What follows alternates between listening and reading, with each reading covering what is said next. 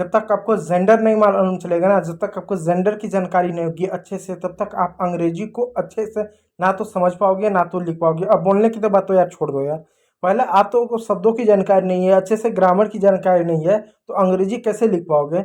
इसी को देखते हुए आज के इस वीडियो में ना हम जो है जेंडर के बारे में पढ़ने वाले हैं। अब आपको लगेगा यार तो बड़ा बेकार सा टॉपिक है।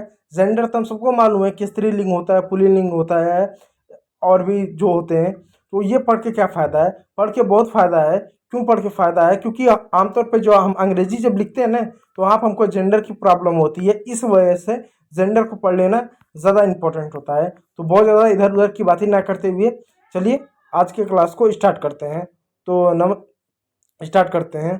तो बच्चों आज हम पढ़ेंगे एक मज़ेदार और आसान टॉपिक यानी लिंग यानी जेंडर को हम पढ़ेंगे। तो जेंडर क्या होता है, सबसे पहले इसको जान लेते हैं। जब हम लड़का या लड़की, आदमी या औरत की बात करते हैं तो वो कहलाता है जेंडर। यानी जब स्त्री की बात करते हैं, पुरुष की बात करते हैं, लड़का या लड़की की बात करते हैं, तो इसी को हम कहते हैं जेंडर। लिंग बताता है कि कोई व्यक्ति पुरुष है या स्त्री या दोनों में से कोई भी हो सकता है, या कोई वस्तु हो सकता है। यानी जेंडर ये डिफाइन करता है कि वो चीज़ क्या है, वो चीज़ स्त्री है या पुरुष है या दोनों हो या कोई वस्तु हो सकता है, इस चीज़ को डिफाइन करता है।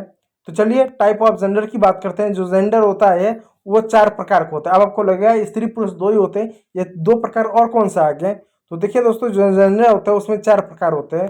पहला होता है पुल्लिंग, ठीक है। ये वो नाम होते हैं जो लड़कों या पुरुषों के लिए उपयोग किया जाता है। पहला जेंडर होता है जिसको पुल्लिंग कहते हैं, जो लड़कों के लिए या पुरुष समुदाय के लिए इसका प्रयोग किया जाता है। जैसे आप एग्जाम्पल तौर पे यदि देखना चाहें तो बॉय हो गया, मैन हो गया, किंग हो गया, फादर हो गया। अब देखिए लड़का हो गया, ये क्या है, ये पुल्लिंग है। आदमी हो गया पुल्लिंग है। किंग जो राजा होता है वो क्या, राजा है, रानी नहीं, इसलिए ये भी क्या पुल्लिंग हो गया। और आपका क्या होगा, फादर यानी पिता, वो भी पुल्लिंग हो गया। देसी अंदाज में राजा, बाबूजी, दादा, दादा, ये सब क्या पुल्लिंग लिंग में आते हैं। ये देखो यार कैसा हंस रहा है, इसका दांत देखो ना यार, दांत ऐसे हैं कि पूछे ही मत, माशाल्लाह। अगला देखो, अगला है स्त्रीलिंग। स्त्रीलिंग यानी वे नाम होते हैं जो लड़कियों और औरतों के लिए प्रयोग किए जाते हैं। एग्जाम्पल तौर पर लड़की हो गया, औरत हो गया, रानी हो गया, माँ हो गया।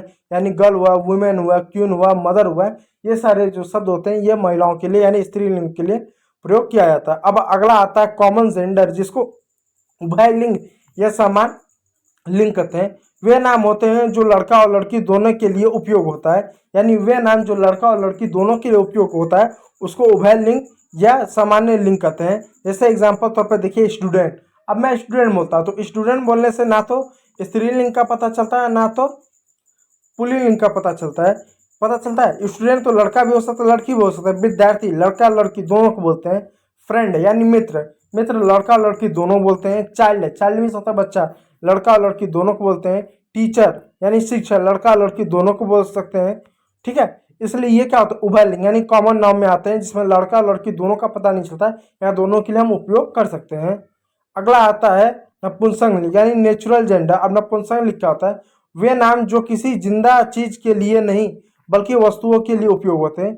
वे नाम जो किसी जिंदा चीज के लिए नहीं बल्कि वस्तुओं के लिए प्रयोग होते हैं, उनके लिए नपुंसक लिंग का प्रयोग किया जाता है। जैसे आप एग्जांपल तौर पर ले लें, जैसे मेज हो गया, जैसे बुक हो गया, जैसे कलम हो गया, जैसे पंखा हो गया। तो टेबल हुआ, बुक हुआ, पेन हुआ, फैन हुआ, ये ऐसे शब्द हुए जो वस्तुओं के लिए प्रयोग किया जाता है, उसको हम नपुंसक लिंग यानी नेचर जेंडर के रूप से संबोधित करते हैं। उम्मीद करूंगा वीडियो आपको अच्छा लगा होगा। यदि अच्छा लगा तो क्लिक कीजिएगा, चैनल को सब्सक्राइब कीजिएगा। वीडियो देखने के लिए बहुत बहुत धन्यवाद।